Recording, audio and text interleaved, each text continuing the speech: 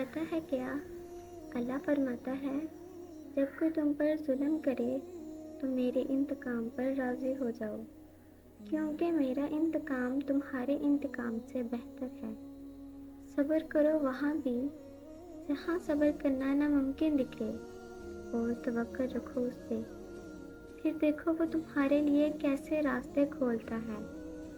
بے شک وہ صبر کرنے والوں کے ساتھ ہے۔ جب اللہ کی طرف سے تمہارے صبر کا صلہ آئے گا، تب تم بھول جاؤ گے کہ تم نے کبھی کچھ کھویا بھی تھا۔ اگر آپ کے ساتھ ناانصافی اور زیادتی کی حد ہو جائے تو صرف اتنا سوچ کر خاموش ہو جانا کہ جو ذات اوپر بیٹھی ہے وہ بہت بے نیاز ہے۔ جو لوگ طاقت رکھتے ہوئے بھی کچھ نہ کہیں سوائے صبر کے، ان سے زیادہ خطرناک انسان کوئی نہیں۔ وہ اپنے صبر سے ہی سامنے والے کی دنیا و آخرت خراب کروا دیتے ہیں، کیونکہ اللہ کی لاٹھی بے آواز ہے۔ کسی سے بدلہ لینے کی ضرورت نہیں، تقدیر پہ چھوڑ دو۔ جنہوں نے آپ کے لیے کنواں کھودا خود ہی اس میں گریں گے، اور اگر وقت نے وفا کی تو آپ کو وہی لوگ اپنے ہی ہاتھوں کھودے کنویں میں گرتے نظر آئیں گے، مگر تم جانتے ہی کب ہو۔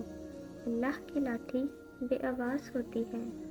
صبر یہ تو نہیں کہ تم اللہ سے مانگنا چھوڑ دو، صبر تو یہ ہے کہ تم اللہ کے معجزے کا انتظار تب بھی کرو جب ہر امید ختم ہو چکی ہو۔ صبر تو یہ ہے کہ تم تب بھی اللہ کے منصوبوں پہ یقین رکھو جب تم درد سے ٹوٹ کر بکھر چکے ہو۔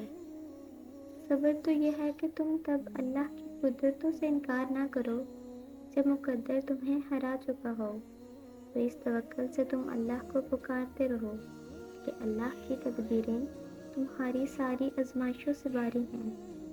صبر کا مطلب دعاؤں سے پیچھے ہٹ جانا نہیں، بلکہ دعاؤں پہ ڈٹ جانا ہے، کیونکہ جو اللہ سے لگایا ہوا دعاؤں کا سلسلہ نہیں توڑتے، اللہ انہیں ان کی چاہ سے جوڑ دیتا ہے۔ کیا یاد نہیں تمہیں؟ اللہ کے وعدے، اور اللہ صبر کرنے والوں سے محبت کرتا ہے، اور یقیناً صبر کرنے والوں کے ساتھ ہے، اور صبر کرنے والوں کو خوشخبری سنا دو۔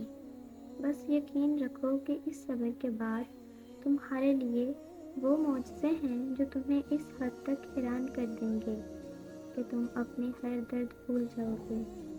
جس صبر کو تم اختتام سمجھ رہے ہو وہ اللہ کے کن کا آغاز ہے۔